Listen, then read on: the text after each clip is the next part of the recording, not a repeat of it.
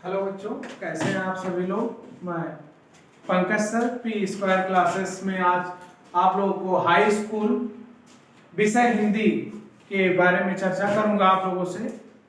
आप लोग बहुत ध्यान से इस चीज को देखेंगे क्योंकि हिंदी इस बार ऐसा पेपर हिंदी का होने वाला है जो पहली बार ऐसा पेपर पैटर्न चेंज हुआ है। क्योंकि अभी तक हिंदी बहुत आसान माना जाता था, बच्चे खास करके पूरे सेशन में ना पढ़ते हुए कल पेपर टाइम में थोड़ा बहुत ध्यान दे करके पढ़ लेते थे, सेलेक्टेड टॉपिक्स रहते थे और अच्छे मार्क्स उनको प्राप्त हो जाता था। लेकिन अब हिंदी भी आसान नहीं रही।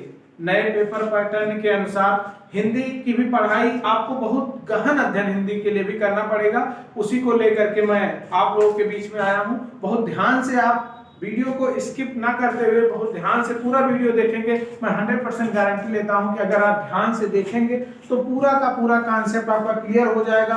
और जो हिंदी विषय ये है आपका, जो नए पैटर्न पे उसके अनुसार ये पूरा तैयार किया गया है। ध्यान से आप लोग देखेंगे।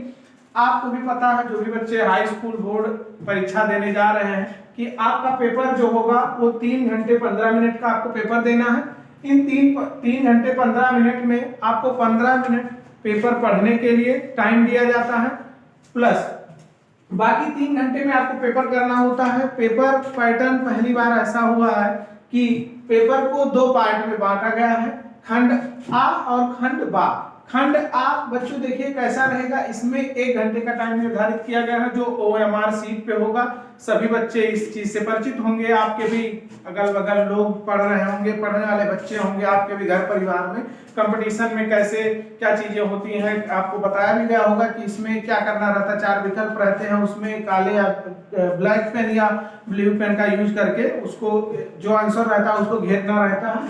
देखिए, तो समय 1 घंटा उसके लिए निर्धारित किया गया है और प्रश्न की संख्या उसमें होगी 20 प्रश्न रहेंगे और सभी प्रश्नों के इक्वल मार्क्स 1 मार्क्स के पेपर में रहेंगे नंबर आपके। उसमें आता क्या है बच्चों कि गद्य और पद्य साहित्य का इतिहास, जो अभी तक स्टार्टिंग में अभी भी ऐसे ही पेपर पैटर्न भी ऐसे ही रहता था। लेकिन देखिए, गद्य और पद्य से आपका 10 नंबर का पेपर आएगा। 8 प्रश्न आपके काव्यगत सौंदर्य व्याकरण, जो जैसे रस छंद अलंकार चौपाई ये सब चीजों से आपका आएगा। 2 प्रश्न संस्कृत व्याकरण से आएगा। 1 घंटे का समय इसके लिए निर्धारित है। बाकी देखें आप, खंड बा जो मेन स्कोरिंग आपका रहेगा, इसमें 2 घंटे का टाइम निर्धारित है। देखिए, इसमें पेपर में आपको क्या क्या चीजें कैसे कैसे देनी है। पहला प्रश्न जो रहेगा गद्यांश, इसमें गद्यांश में आपके 3 प्रश्न रहेंगे, गद्य रहेगा और उसमें 2 गद्य रहेंगे। 2 में से आपको 1 करना होगा। 2 में से 1 करना है। 3 प्रश्न रहेंगे और उसके मार्क्स कितने रहेंगे, 6 मार्क्स का रहेगा वो। और दूसरा आपका पद्यांश काव्य जिसे आप बोलते हैं, काव्य से 2 काव्य दिए रहेंगे किसी भी चैप्टर से आपके, उसमें से आपको 1 करना होगा और उसमें भी 3 प्रश्न रहेंगे और उसमें भी इक्वल मार्क्स हैं, 6 अंक उससे भी आपको प्राप्त होगा। फिर बात आती है संस्कृत की। संस्कृत में भी आपके ऐसे गद्य से रहेगा और पद्य से रहेगा। गद्य से भी 2 गद्य रहेंगे। इसमें आपको क्या करना होगा बच्चों कि संदर्भ लिखना रहेगा। 2 नंबर का आपका संदर्भ रहेगा और 3 नंबर का उस संस्कृत को हिंदी में अनुवाद करना रहेगा। सेम गद्य में भी और सेम पद्य में भी, मतलब संस्कृत भी स्कोरिंग है। 10 नंबर आपके यहाँ से संस्कृत से आएंगे। फिर नेक्स्ट क्वेश्चन जो 5वां आपका रहेगा वो पठित खंड काव्य का, जो जैसे हर जनपद के लिए अलग अलग खंड काव्य ऑथराइज्ड है। आपने पढ़ा होगा, आपकी क्लासों में टीचर्स ने आपको बताया होगा कि आप जिस भी जनपद से होंगे आपको उसके अनुसार खंड काव्य जनपदवार बनाए गए हैं। तो बलरामपुर और गोंडा जिले के लिए ज्योति जवाहर खंड काव्य निर्धारित है, उससे प्रश्न रहेंगे। 2 प्रश्न रहेंगे और उसके लिए 3 नंबर आपको प्राप्त होंगे।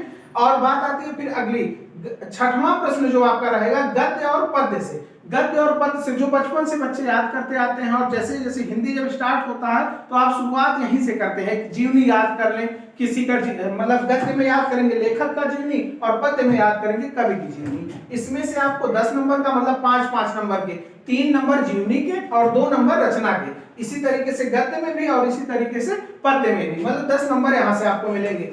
7वां प्रश्न जो आपका होगा बच्चों, 7वां प्रश्न 2 नंबर का श्लोक जो कि आउट रहता है। ध्यान देंगे क्योंकि जैसे यहाँ पद्य वाला जब 2 श्लोक आएंगे, उससे जहां से आपको संदर्भ और व्याख्या करना होगा। वहां से इसका मतलब यह है कि आपको मिनिमम आपको 3 श्लोक अपनी बुक से याद कर लेना है और 2 आएगा और जो आपके पेपर में नहीं आया रहेगा उसी श्लोक को आपको लिखना रहता है, तो 2 नंबर आपको यहाँ से प्राप्त होगा। फिर नेक्स्ट 8वां क्वेश्चन जो है वो संस्कृत से आएगा और संस्कृत में 4 नंबर के मतलब 4 क्वेश्चन रहेंगे, उसमें से आपको बच्चों केवल 2 प्रश्नों का जवाब देना होगा और 2 प्रश्न को हल करके आपको 4 नंबर प्राप्त होंगे। लास्ट और 9वां प्रश्न जो होगा वो आपका निबंध से होगा, उसमें 4 प्रश्न रहेंगे और इस 4 प्रश्न में से आपको किसी एक के ऊपर निबंध लिखना रहेगा। तो ये आपकी बात हो गई पूरे एक पेपर पैटर्न की, जो न्यू पैटर्न इस बार पहली बार इस अकॉर्डिंग पेपर लेने जा रहा है यूपी बोर्ड, इसके आधार पे आपको पेपर देना है। मैं थोड़ा सा आपको इसके बारे में और बता दूं कि कैसे आप करेंगे कि जिससे आपका आसानी से पेपर में मार्क्स मिल जाए। देखेंगे जैसे मैंने बताया कि ये जो है ये तो आपको इसके लिए डिटेल स्टडी करना है, और इसके लिए पहला जो आपका रहेगा, पहला आपका जो खंड है आ, इसके लिए आपको डिटेल स्टडी करना है। डिटेल स्टडी इस हिसाब से पहले क्या रहता था बच्चों, ये जो काव्यगत सौंदर्य का जो पार्ट है ये रिटन में आता था, वो आउट प्रश्न रहते थे, बच्चे उसके अनुसार तैयारी कर लेते थे।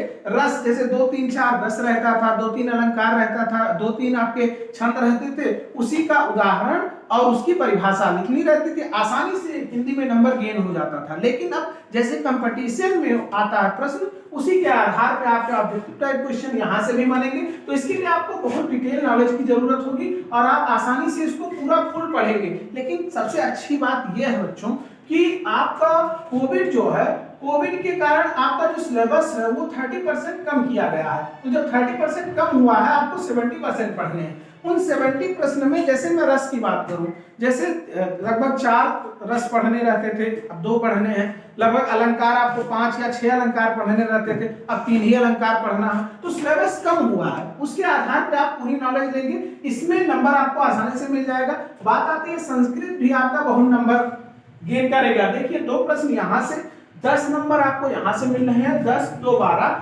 और फिर 2 14 और 4 18, मतलब संस्कृत से आपको 18 मार्क्स मिल रहे हैं। 18 मार्क्स यहां से मिलेंगे। बात आती है यहाँ पे गद्य और पद्य की जीवनी की, आपके लगभग 6 चैप्टर पढ़ने हैं दोनों से, गद्य से भी 6 और पद्य से भी 6। बच्चों देखिए, तो मैं आपको बता दूं कि जो जीवनी आती है यहाँ पे 3 लेखकों की जीवनी, 3 यहाँ पे 3 यहाँ पे, मतलब आएगा 3 3 और आपको करना कितना होगा 1 1। तो जाहिर सी बात है, इतना आप कॉमन सेंस लगा सकते हैं कि अभी चूंकि अभी वो समय नहीं है, अभी पेपर के लिए थोड़ा बहुत टाइम तो है, अभी बहुत ज्यादा शॉर्टकट में नहीं जाना है, बहुत डिटेल में अभी पढ़ना है। उसके अकॉर्डिंग आप क्या करेंगे, लगभग आप 4 जीवनी अगर याद कर लेंगे तो जाहिर सी बात है 6 में से अगर 4 आपको याद है तो 3 आएगा, तो आपका जो ये रटा रटाया चीज जो रहेगा उसमें से एक ना एक यहाँ पे मिल जाएगा आपको। तो यहाँ से आप इस हिसाब से पढ़ाई कर लेंगे। बात आती है, ये तो आउट रहेगा, संस्कृत के सभी चैप्टर्स को पढ़ लेने हैं, 4 प्रश्न आएंगे, उसमें से केवल 2 प्रश्न आपको करना रहेगा, तो यहाँ भी आपके लिए हेल्पफुल होगा। कहने का मतलब यह है बच्चों कि अब हिंदी को भी हल्के में नहीं लेना है, हिंदी की भी पढ़ाई आपको बहुत अच्छे ढंग से करना है, और मैं आपको समय समय पे हिंदी के भी क्लासेस आपको मैं प्रोवाइड करवाऊंगा। अभी इधर थोड़े थोड़े स्टेप में क्लासेस आपको मिलेंगी, पेपर जब नजदीक आएगा तो पेपर के हिसाब से भी आपको मैराथन क्लासेस के माध्यम से भी पूरा फुल सिलेबस आपको मिलेगा। बस आप समय के साथ जैसे जैसे आपको सजेस्ट किया जाएगा उसके अकॉर्डिंग आप पढ़ाई करेंगे। Best of luck, thank you.